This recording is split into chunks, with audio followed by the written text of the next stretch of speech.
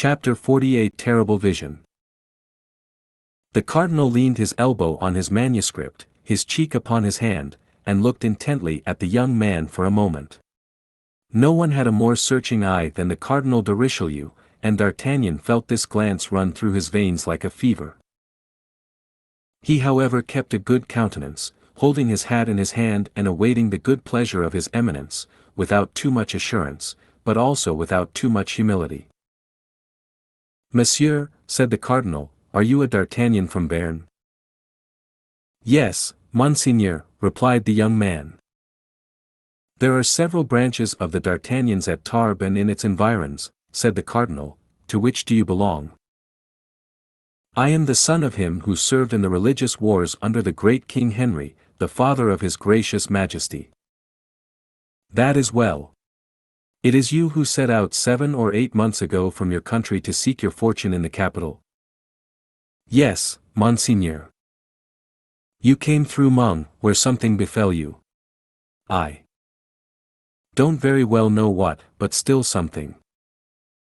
"Monseigneur," said D'Artagnan, "this was what happened to me."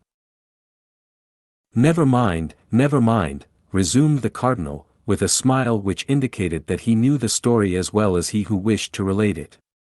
"You were recommended to Monsieur de Treville, were you not?" "Yes, Monseigneur, but in that unfortunate affair at Meung." "The letter was lost," replied his Eminence. "Yes, I know that. But Monsieur de Treville is a skilled physiognomist, who knows men at first sight, and he placed you in the company of his brother-in-law, Monsieur de Cessert, leaving you to hope that one day or other you should enter the Musketeers."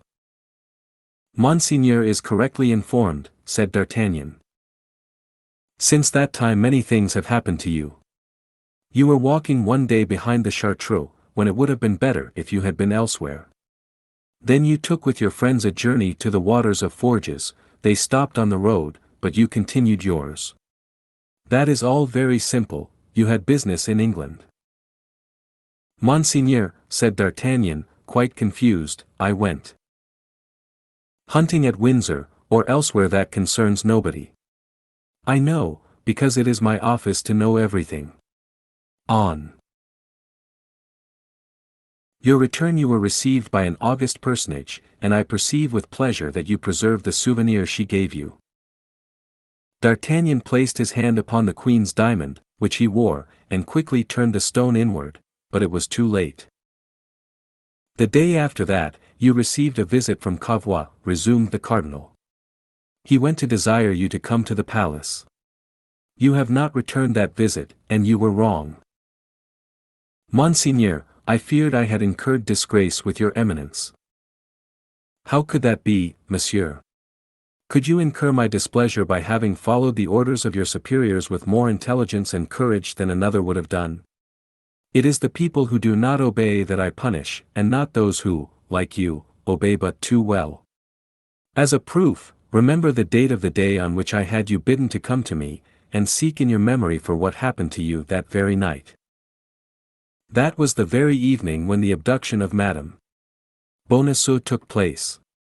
D'Artagnan trembled, and he likewise recollected that during the past half-hour the poor woman had passed close to him, without doubt carried away by the same power that had caused her disappearance. "In short," continued the cardinal, "as I have heard nothing of you for some time past, I wished to know what you were doing. Besides, you owe me some thanks. You must yourself have remarked how much you have been considered in all the circumstances." D'Artagnan bowed with respect. "That," continued the cardinal, "arose not only from a feeling of natural equity, but likewise from a plan I have marked out with respect to you." D'Artagnan became more and more astonished. "I wished to explain this plan to you on the day you received my first invitation, but you did not come. Fortunately, nothing is lost by this delay, and you are now about to hear it. Sit down there, before me, D'Artagnan. You are gentleman enough not to listen standing." And the cardinal pointed with his finger to a chair for the young man, who was so astonished at what was passing that he awaited a second sign from his interlocutor before he obeyed. "You are brave, Monsieur d'Artagnan," continued his Eminence. you are prudent, which is still better. I like men of head and heart. Don't be afraid, said he, smiling. By men of heart I mean men of courage. But young as you are, and scarcely entering into the world, you have powerful enemies. If you do not take great heed, they will destroy you. Alas, Monseigneur, replied the young man, very easily, no doubt, for they are strong and well supported, while I am alone. Yes, that's true, but alone as you are, you have done much already, and will do still more, I don't doubt. Yet you have need, I believe, to be guided in the adventurous career you have undertaken, for, if I mistake not, you came to Paris with the ambitious idea of making your fortune. I am at the age of extravagant hopes, Monseigneur, said D'Artagnan. There are no extravagant hopes but for fools, monsieur, and you are a man of understanding. Now, what would you say to an ensign's commission in my guards, and a company after the campaign? Ah, Monseigneur. You accept it, do you not? Monseigneur, replied D'Artagnan, with an embarrassed air. How? You refuse? Cried the cardinal, with astonishment. I am in His Majesty's guards, Monseigneur, and I have no reason to be dissatisfied. But it appears to me that my guardsmen are also His Majesty's guards, and whoever serves in a French corps serves the king. Monseigneur, your eminence has ill understood my words. You want a pretext, do you not? I comprehend. Well, you have this excuse: advancement, the opening campaign, the opportunity which I offer you so much for the world. As regards yourself, the need of protection, for it is fit you should know, Monsieur D'Artagnan, that I have received heavy and serious complaints against you. You do not consecrate your days and nights wholly to the king's service. D'Artagnan colored. In fact, said the cardinal, placing his hand upon a bundle of papers, I have here a whole pile which concerns you. I know you to be a man of resolution, and your services, well directed, instead of leading you to ill, might be very advantageous to you. Come, reflect, and decide. Your goodness confounds me, Monseigneur, replied D'Artagnan, and I am conscious of a greatness of soul in your eminence that makes me mean as an earthworm, but since Monseigneur permits me to speak freely. D'Artagnan paused. Yes, speak. Then, I will presume to say that all my friends are in the king's musketeers and guards, and that by an inconceivable fatality my enemies are in the service of your eminence. I should, therefore, be ill received here and ill regarded there if I accepted what Monseigneur offers me. Do you happen to entertain the haughty idea that I have not yet made you an offer equal to your value? Asked the cardinal, with a smile of disdain. Monseigneur, your eminence is 100 times too kind to me, and on the contrary, I think I have not proved myself worthy of your goodness. The siege of La Rochelle is about to be resumed, Monseigneur. I shall serve under the eye of your eminence, and if I have the good fortune to conduct myself at the siege in such a manner as merits your attention, then I shall at least leave behind me some brilliant action to justify the protection with which you honor me. Everything is best in its time, Monseigneur. Hereafter, perhaps, I shall have the right of giving myself, at present I shall appear to sell myself. That is to say, you refuse to serve me, monsieur, said the cardinal, with a tone of vexation, through which, however, might be seen a sort of esteem. Remain free, then, and guard your hatreds and your sympathies. Monseigneur. Well, well, said the cardinal, I don't wish you any ill, but you must be aware that it is quite trouble enough to defend and recompense our friends. We owe nothing to our enemies, and let me give you a piece of advice: take care of yourself, Monsieur D'Artagnan, for from the moment I withdraw my hand from behind you, I would not give an obelisk for your life. I will try to do so, Monseigneur, replied the Gascon, with a noble confidence. Remember at a later period and at a certain moment, if any mischance should happen to you, said Richelieu, significantly, that it was I who came to seek you, and that I did all in my power to prevent this misfortune befalling you. I shall entertain, whatever may happen, said D'Artagnan, placing his hand upon his breast and bowing, an eternal gratitude toward your eminence for that which you now do for me. Well, let it be, then, as you have said, Monsieur d'Artagnan, we shall see each other again after the campaign. I will have my eye upon you, for I shall be there, replied the cardinal, pointing with his finger to a magnificent suit of armor he was to wear, and on our return, well, we will settle our account. Young man, said Richelieu, if I shall be able to say to you at another time what I have said to you today, I promise you to do so. This last expression of Richelieu's conveyed a terrible doubt. It alarmed D'Artagnan more than a menace would have done, for it was a warning. The cardinal, then, was seeking to preserve him from some misfortune which threatened him. He opened his mouth to reply, but with a haughty gesture the cardinal dismissed him. D'Artagnan went out, but at the door his heart almost failed him, and he felt inclined to return. Then the noble and severe countenance of Athos crossed his mind. If he made the compact with the cardinal which he required, Athos would no more give him his hand, Athos would renounce him. It was this fear that restrained him, so powerful is the influence of a truly great character on all that surrounds it. D'Artagnan descended by the staircase at which he had entered, and found Athos and the 4 Musketeers waiting his appearance, and beginning to grow uneasy. With a word, D'Artagnan reassured them, and Planchet ran to inform the other sentinels that it was useless to keep guard longer, as his master had come out safe from the Palais Cardinal. Returned home with Athos, Aramis and Porthos inquired eagerly the cause of the strange interview, but D'Artagnan confined himself to telling them that M. de Richelieu had sent for him to propose to him to enter into his guards with the rank of ensign, and that he had refused. "And you were right," cried Aramis and Porthos, with one voice. Athos fell into a profound reverie and answered nothing. But when they were alone he said, "You have done that which you ought to have done, D'Artagnan, but perhaps you have been wrong."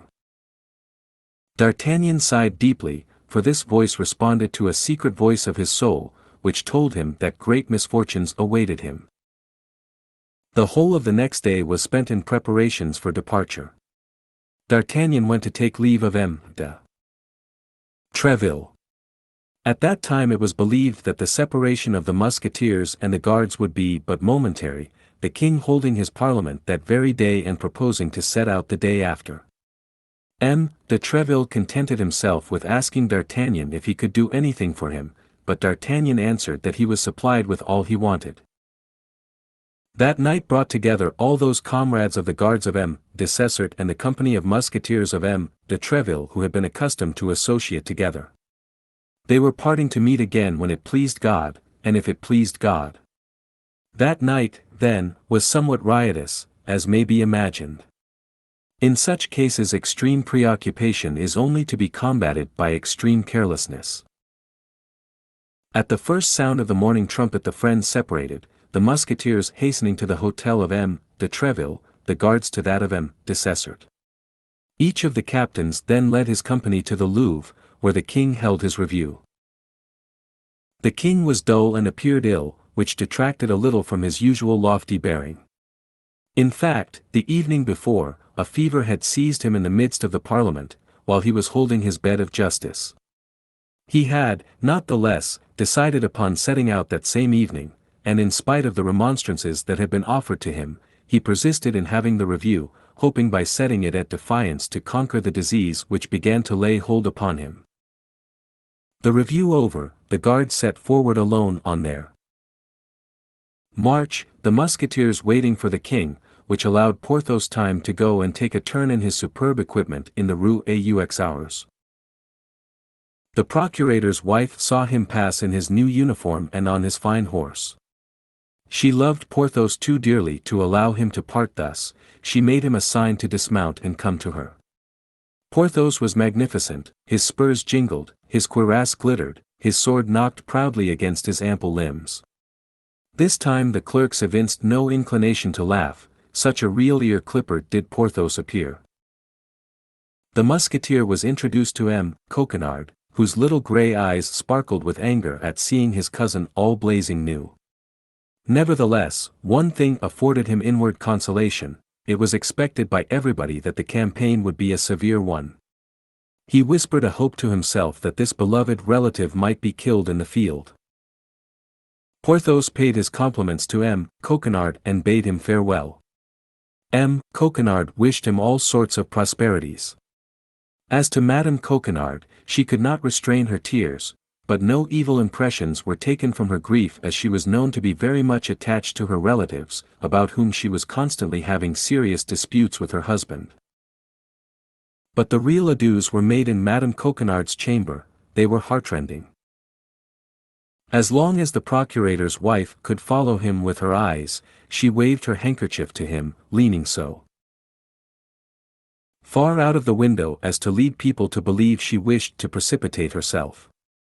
Porthos received all these attentions like a man accustomed to such demonstrations. Only on turning the corner of the street he lifted his hat gracefully, and waved it to her as a sign of adieu.